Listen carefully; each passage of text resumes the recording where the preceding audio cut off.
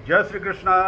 आज हम जानने की कोशिश करते हैं कि भगवत गीता का पहला अध्याय और पहला श्लोक जहाँ से भगवत गीता प्रारंभ होता है वहाँ पर क्या बताया गया है और हम क्या समझ पा रहे हैं। तो आइए, भगवत गीता पहला श्लोक और अध्याय 1 जिसे कहते हैं धृतराष्ट्र उवाच, यानी conversation between Dhritarashtra and Sanjay.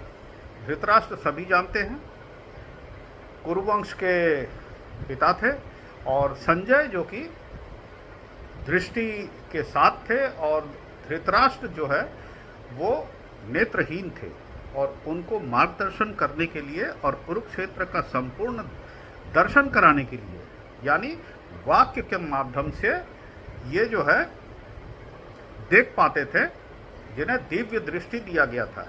और वो जो है धृतराष्ट्र से शब्दशः कुरुक्षेत्र के मैदान में क्या हो रहा है इसका वर्णन करते हैं। तो धृतराष्ट्र उवाच, यहाँ पे ये कन्वर्सेशन शुरू होता है, और यहीं से शुरू होता है महाभारत का पहला अध्याय और पहला श्लोक।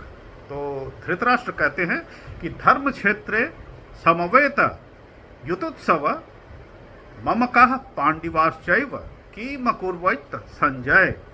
तो ये किम कुर्वत संजय, यहाँ 3 चीज़ों को ध्यान देने की बात है।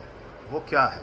इस श्लोक में हमें यह सीखने और समझने को मिलता है, यदि ध्यान से देखें तो यहाँ जो है मोह है, स्वार्थ है, मेरा, उसका, देयर इज अ डिविजिवनेस, और यहाँ पर अंग्रेजी में कहें तो अटैचमेंट, सेल्फिशनेस, माइन, हिज, डिविजिवनेस, यानी इंक्लूसिविटी नहीं है, तेरा मेरा यह बताया गया है। वह कैसे?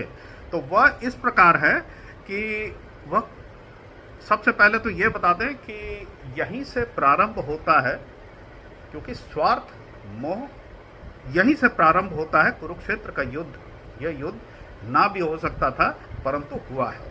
तो ये क्यों हुआ है? ये मोह के कारण ही हुआ है। मेरा ज़मीन, मेरा गांव, मेरा राष्ट्र बाकी किसी का नहीं है। तो यह जो है यहाँ पर इसका हम शब्दशः इसका वर्णन करते हैं। ध्यान दिया जाए कि धर्म क्षेत्र कुरुक्षेत्रे समवेत युयुत्सव ममकाः पांडिवाश्चैव किम कुर्वत संजय। यहाँ धृतराष्ट्र कहना क्या चाहते हैं? कहना तो शब्दशः यह चाहते हैं कि धर्म के क्षेत्र में, यानी कुरुक्षेत्र में, यानी धर्म का भी क्षेत्र है, और वो है कुरुक्षेत्र, कौरवों के क्षेत्र में।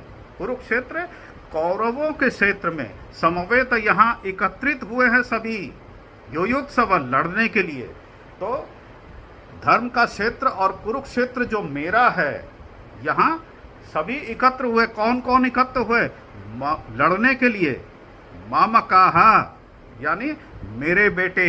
उन्होंने अपना स्वयं का बेटा, यानी दुर्योधन को, और उनके साथ जो लड़ने वाले हैं उन्हें तो स्वयं का कहा, उन्हें तो मेरा कहा, परंतु आगे क्या कहते हैं?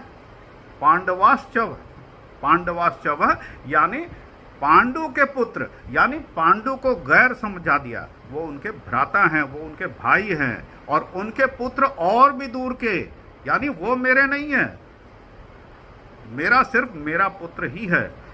ए वह भी, और कीम, क्या कर रहे हैं? अकुर्वतव, अकुर्वतः, यानी उन्होंने क्या किया? हे संजय। तो संजय से पूछ रहे हैं कि हे संजय, बताओ कि मेरे पुत्र और पांडु के पुत्र जो धर्म के क्षेत्र में, जो मेरा क्षेत्र है, उसमें क्या हो रहा है, आप बताइए। तो आगे संजय जो है, यहाँ सलाहकार के रूप में संजय के बीच यह संवाद को दर्शाया गया है इस श्लोक के अंदर। यहीं से महाभारत जो है यह शुरू होता है। तो संजय के पास दिव्य दृष्टि था, और यह दिव्य दृष्टि के जरिए वो जो है नेत्रहीन यानी दृष्टिहीन धृतराष्ट्र को महाभारत का बिल्कुल शब्दशः जो कुछ भी, what ever is happening, he is telling him. तो तात्पर्य यहाँ यह कहा जाता है कि यहाँ यह प्रतीत होता है कि धृतराष्ट्र इन्हें जो है स्थिति और परिस्थिति,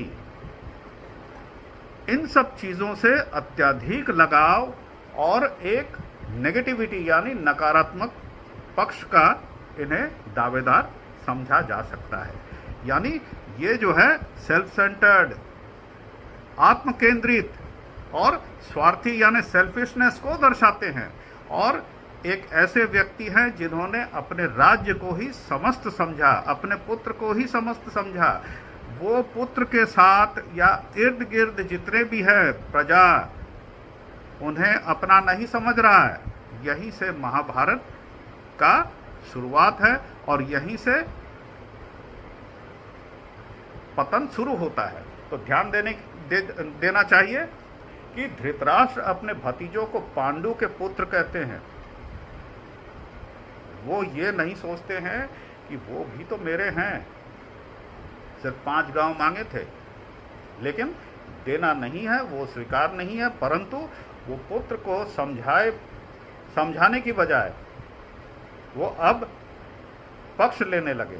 तो यहाँ संबोधित करते हुए यह इंगित करता है कि दूसरा पक्ष या दल है जो कि पांडु के पुत्र है और स्वयं के पुत्र को मेरे पुत्र मम का है, तो यह कहा गया है। तो यहीं पर समाप्त करते हैं। तो वर्तमान समय में इससे सीख लेना चाहिए कि हमें डिवाइड नहीं होना है, परंतु जोड़ के रखना है। हमें जोड़ना उचित लगता है कि हमें जो एक साथ एकत्रित हो करके ही आगे का यात्रा तय करना है। यहीं समाप्त करते हैं। धन्यवाद देखने के लिए। जय श्री कृष्णा, जय श्री कृष्णा।